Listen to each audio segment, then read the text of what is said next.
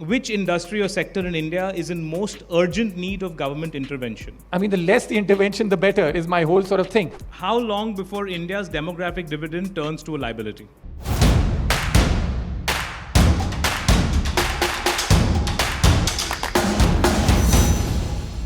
Democracy or no democracy, what works better for capitalism? Like for me, What works better for capitalism? I'd say that at the early stages, it's about possibly less democracy. At the later stages, more democracy of development. Okay.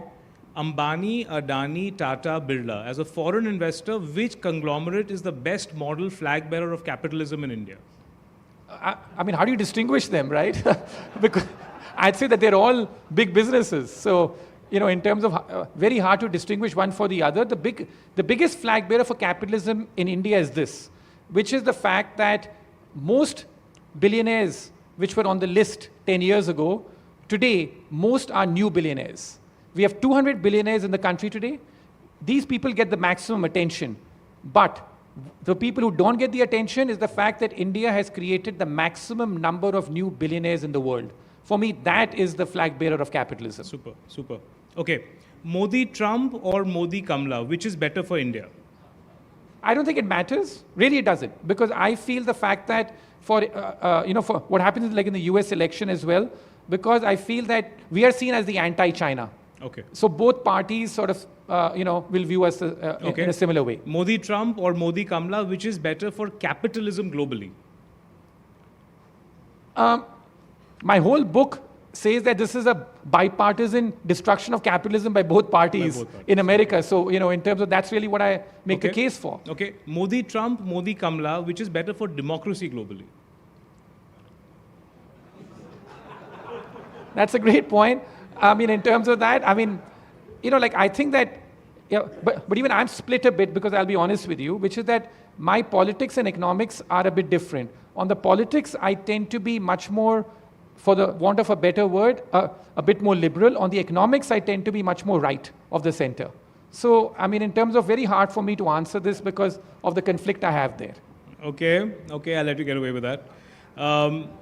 Is it good or bad for capitalism to break up big tech?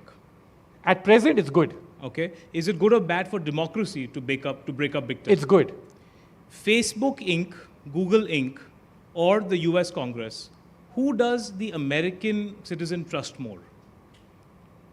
At this stage, it's a very close race to the bottom, but definitely the US Congress is the least. Okay. One thing American capitalism needs to learn from Indian capitalism.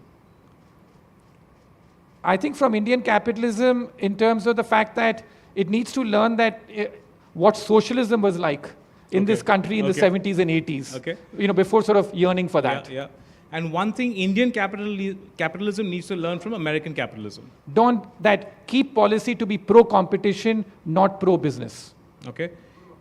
An example where capitalism is eroding democracy.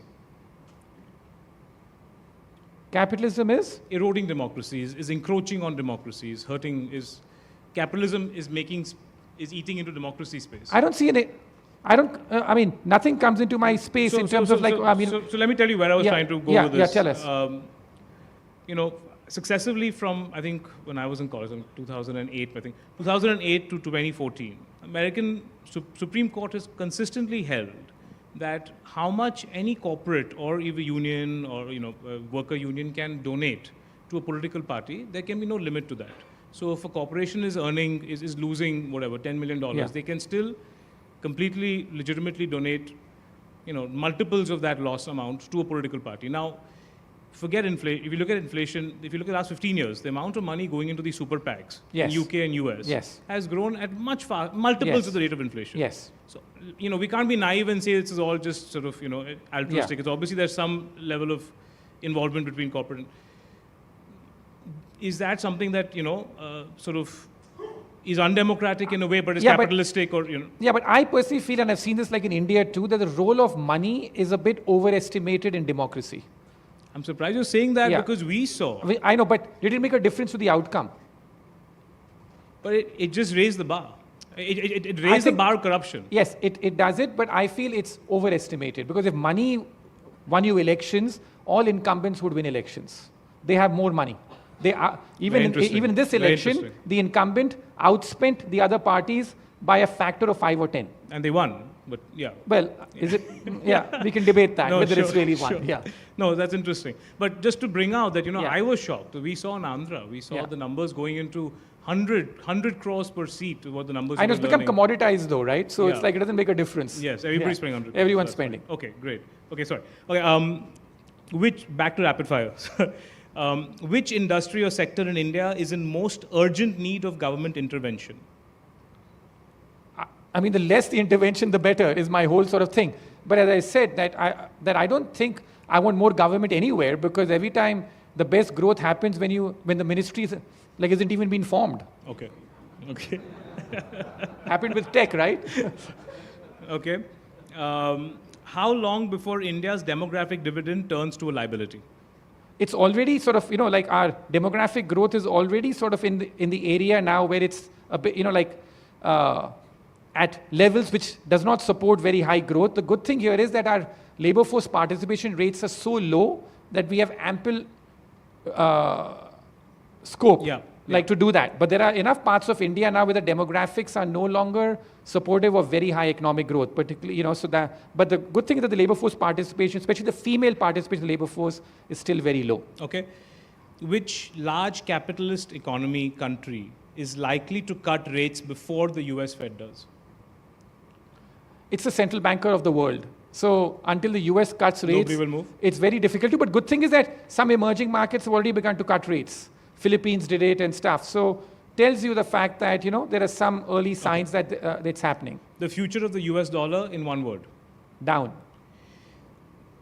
Your short impression of the last Hindenburg revelations. I mean, I think the market's given its answer. It's like moved on. Your answer. No, but I feel like it's moved on, right? Okay. Which is the fact that it's that old thing that you can't keep taking the same news to the newsroom every day. Okay, fair. Okay, short game. Game is called Recession, Recovery, or Rocking. I'll say the country name. You say whether it's in recession, recovery, or rocking. Okay. US? Currently, it's still doing okay, but I think that recession is the next turn. Okay, UK? It's been surprisingly resilient, compared to what I would expect it to be. Poland? I think Poland is going to be the next developed country. Japan? Like in terms of sideways. Okay, China? China's clearly like in recession, kind of more, by its own very high standards. Bangladesh? In terms of like it sort of shot itself in the foot as well. But it's like hard to count it out, but yeah. India? India, in terms of on a relative basis, we are doing very well. Brazil? So rocking.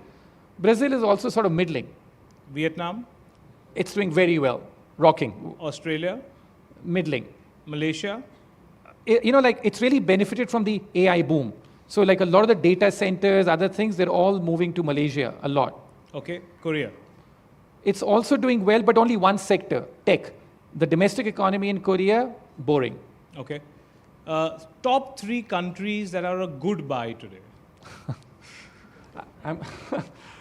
I think that when I look around the world today, apart from India, which in terms of the stuff, I would say that the biggest comeback nation is Greece. It had a crisis. It's been the big comeback nation. I still like it. Poland, I've told you, I still feel it becomes the next developed country. And Southeast Asia, whether it's Indonesia, Vietnam, I feel that they're all good stories. So, these are the top 3, I'd say. Okay, the market regulator or the central banker, whose job is more important for the health of capitalism? I think that central bankers have done more damage than market regulators have done. Okay. Who has a tougher job in India? The SEBI chair or the governor of RBI?